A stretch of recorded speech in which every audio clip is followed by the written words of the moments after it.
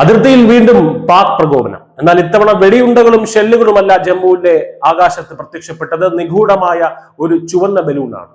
വെറുമൊരു ബലൂൺ എന്ന് കരുതി തള്ളിക്കളയാൻ വരട്ടെ, പാകിസ്ഥാൻ സിന്ദാബാദ് എന്ന് ഉറുദുവിൽ കുറിച്ച ഈ ബലൂൺ ഇന്ത്യൻ മണ്ണിലെത്തിയത് വെറുതെയല്ല. ഇസ്രായേലിനെതിരെ ഹമാസ് പ്രയോഗിച്ച അതേ ബലൂൺ തന്ത്രം ഇപ്പോൾ പാകിസ്ഥാനും പയറ്റുകയാണ്. ജമ്മുവിൽ അതീവ ജാഗ്രതാ നിർദ്ദേശം നൽകിയിരിക്കുകയാണ് സുരക്ഷാ സേന. എന്താണ് ഈ ബലൂണിന് പിന്നിലെ രഹസ്യം? നോക്കാം. ജമ്മുവിലെ സാംബ ജില്ലയിലുള്ള ഖാൻപൂർ ഗ്രാമത്തിലാണ് ഈ സംഭവം. കൃഷിയിടത്തിൽ വീണുകിടന്ന ചുവന്ന നിറത്തിലുള്ള ബലൂൺ നാട്ടുകാരുടെ ശ്രദ്ധയിൽപ്പെടുകയായിരുന്നു. ഉടൻ തന്നെ അവർ പോലീസിനെ വിളിച്ച് വിവരമറിയിച്ചു. പ്രാഥമിക അന്വേഷണത്തിൽ തന്നെ വ്യക്തമായത് ഇത് പാകിസ്ഥാനിൽ നിന്ന് അതിർത്തി കടത്തി വിട്ടതാണെന്നാണ്. നിലവിൽ രാംഗഡ് പോലീസ് ബലൂൺ കസ്റ്റഡിയിലെടുത്ത് വിശദമായിട്ടുള്ള അന്വേഷണം തുടങ്ങിക്കഴിഞ്ഞു. കേവലം സന്ദേശങ്ങൾ അയക്കാനാണോ അതോ നിരീക്ഷണത്തിനാണോ ഇത്തരം ബലൂണുകൾ ഉപയോഗിക്കുന്നത് എന്നതാണ് ഉദ്യോഗസ്ഥരെ കുഴപ്പിക്കുന്നത്. അതിർത്തി ഗ്രാമങ്ങളിൽ വസിക്കുന്നവരോട് അസ്വാഭാവികമായി എന്തെങ്കിലും കണ്ടാൽ ഉടൻ തന്നെ റിപ്പോർട്ട് ചെയ്യാൻ അധികൃതർ കർശനമായിട്ടുള്ള നിർദ്ദേശവും നൽകിയിട്ടുണ്ട്. ഈ ബലൂൺ പ്രകോപനം ഒറ്റപ്പെട്ട ഒന്നല്ല. കഴിഞ്ഞ കുറച്ച് ദിവസങ്ങളായി അതിർത്തിയിൽ പാകിസ്ഥാന്റെ ഭാഗത്ത് നിന്ന് സംശയാസ്പദമായിട്ടുള്ള നീക്കങ്ങൾ വർദ്ധിച്ചു വരികയാണ്. ഈ മാസം ആദ്യം പൂഞ്ച് ജില്ലയിലെ നിയന്ത്രണ രേഖയ്ക്ക് സമീപം ഒരു പാക് ഡ്രോണിന്റെ സാന്നിധ്യം സുരക്ഷാ സേന കണ്ടെത്തിയിരുന്നു.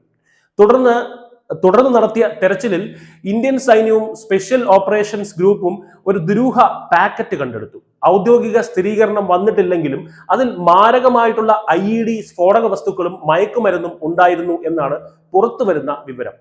അതായത് ഡ്രോണുകളും ബലൂണുകളും ഉപയോഗിച്ച് ഇന്ത്യയിലേക്ക് ഭീകരത കടത്തിവിടാനുള്ള തീവ്ര ശ്രമത്തിലാണ് പാകിസ്ഥാൻ. എന്തുകൊണ്ടാണ് ഇതിനെ ഹമാസ് മോഡൽ എന്ന് വിളിക്കുന്നത്? ഗാസയിൽ നിന്ന് ഇസ്രയേലിലേക്ക് സ്ഫോടക വസ്തുക്കളും തീ പിടിപ്പിക്കുന്ന വസ്തുക്കളും ഘടിപ്പിച്ച ബലൂണുകൾ ഇസ്രയേലിലേക്ക് വിട്ട് അവിടെ വലിയ നാശനഷ്ടങ്ങൾ വരുത്തുന്ന രീതി ഹമാസ് പയറ്റിയിരുന്നു. ചിലവ് കുറഞ്ഞതും എന്നാൽ പ്രതിരോധിക്കാൻ പ്രയാസമേറിയതുമായിട്ടുള്ള ഒന്നാണിത്. പാകിസ്ഥാൻ ഇപ്പോൾ ഡ്രോണുകൾക്ക് പിന്നാലെ ബലൂണുകളെയും ആശ്രയിക്കുന്നത് ഇന്ത്യയുടെ അത്യാധുനികമായിട്ടുള്ള പ്രതിരോധ സംവിധാനങ്ങളെ വെട്ടിക്കാനാണോ എന്ന് ഇപ്പോൾ സംശയിക്കേണ്ട ഒരു സാഹചര്യം വരുന്നുണ്ട്. അതിർത്തി കടന്നു വരുന്ന ഓരോ വസ്തുവും ഇന്ത്യയുടെ സുരക്ഷയ്ക്ക് ഭീഷണിയാണെന്നുള്ള തിരിച്ചറിവിൽ സൈന്യം നിരീക്ഷണം ശക്തമാക്കിയിരിക്കുകയാണ്. എന്തായാലും പാകിസ്ഥാന്റെ ഭാഗത്തു നിന്നുള്ള ഇത്തരം കുതന്ത്രങ്ങളെ ചെറുക്കാൻ ഇന്ത്യൻ സൈന്യം സജ്ജമാണ് എന്നുള്ള കാര്യം തീർച്ചയാണ്. എങ്കിലും അതിർത്തി ഗ്രാമങ്ങളിലെ ജനങ്ങളുടെ ജാഗ്രതയാണ് നമ്മുടെ ഏറ്റവും വലിയ കരുത്ത്. ശത്രുവിന്റെ ഏത് നീക്കവും തകർക്കാൻ ഇന്ത്യ ഒരുക്കമാണെന്ന ശക്തമായിട്ടുള്ള സന്ദേശമാണ് കേന്ദ്രം നൽകുന്നത്.